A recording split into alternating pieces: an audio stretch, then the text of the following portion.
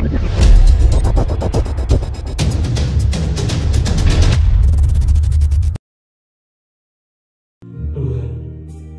inilah hidup kami. Kami serahkan hidup kami kepada-Mu.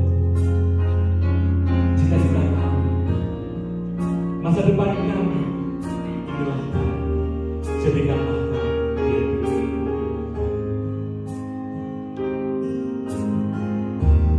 Retret perutusan atau retus adalah bagian terakhir dari sekolah evangelisasi pribadi atau kursus evangelisasi pribadi.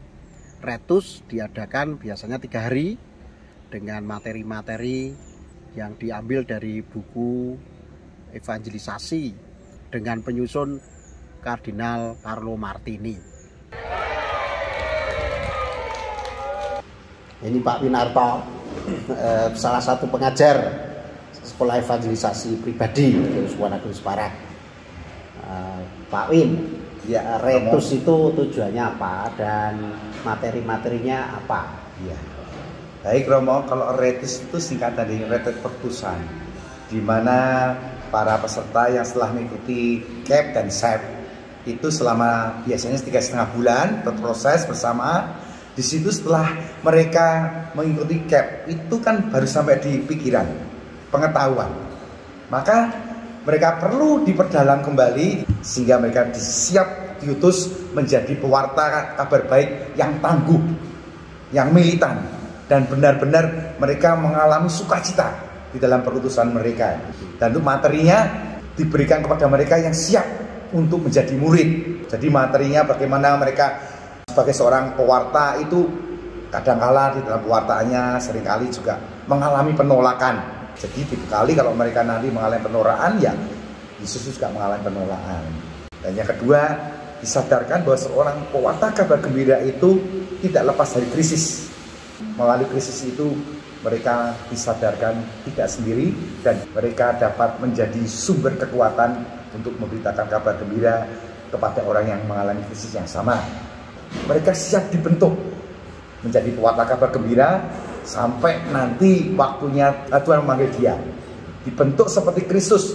Dan setelah itu mereka disadarkan sebagai pewarta kabar gembira, mereka harus tersungkur di kaki Tuhan Yesus, memohon kerahian Allah dengan membutuhkan rahmat pertobatan terus-menerus.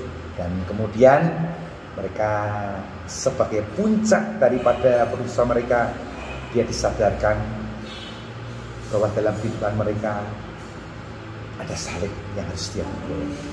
Nah, setelah itu mereka dibekali Roh Kudus, siap untuk mewartakan kabar baik, dan setelah itu mereka diutus di dalam dunia nyata menjadi saksi. Di mana? Yang terutama adalah di Yerusalem, lingkungan terdekat Romo, keluarga. Mereka kembali ke dalam komunitas mereka masing-masing, ya. Jadi kalau mereka ada lingkungan, ayo kembali ke lingkungan mereka. Mereka menjadi pewarta kabar baik, menjadi pemerhati. Dan kemudian kalau mereka dalam keluarga, tentu mereka menjadi pewarta kabar baik, memperbarui keluarga, lingkungan di mana dia berada untuk menjadi lebih baik. Yang pertama-tama, mereka harus memperbaiki diri mereka sendiri dulu sebagai pewujudan CAP ini. Karena CAP dan SEP ini adalah wujudan dari diri kita sendiri baru pada orang lain. Kalau diri kita dipulihkan, kita bisa memulihkan orang lain.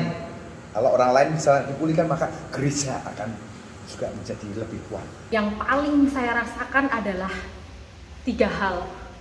Saya merasakan damai, sukacita, dan kasih. Dulu saya adalah orang yang sangat mentalnya itu tempe. Saya itu orang yang mudah menyerah, mudah galau, mudah putus asa.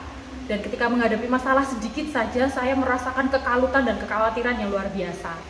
Tapi melalui set ini, saya 3,5 bulan ini merasakan benar-benar ditempa sekali, terutama oleh Tuhan Yesus sendiri melalui Roh Kudusnya.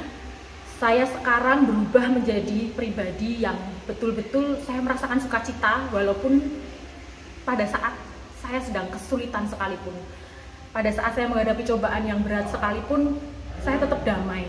Karena saya tahu ada Tuhan di sebelah saya yang menopang saya. Dulu saya tidak merasakan kehadiran Tuhan karena tertutup oleh rasa kekhawatiran. Tapi sekarang saya betul-betul merasakan dekatnya Tuhan sama saya, dan masalah-masalah itu tidak lagi menutupi hati saya, tapi saya lebih percaya bahwa Tuhan lebih kuat daripada masalah yang saya hadapi. Saya tuh merasa bahwa dari SEP itu kan saya merasa harus berkembang secara iman, tuh berkembang gitu, enggak cuma mentok di situ gitu. Ya enggak tahu tiba-tiba oke melu aku ya di sini gitu. Ya sudah, saya mengalir aja.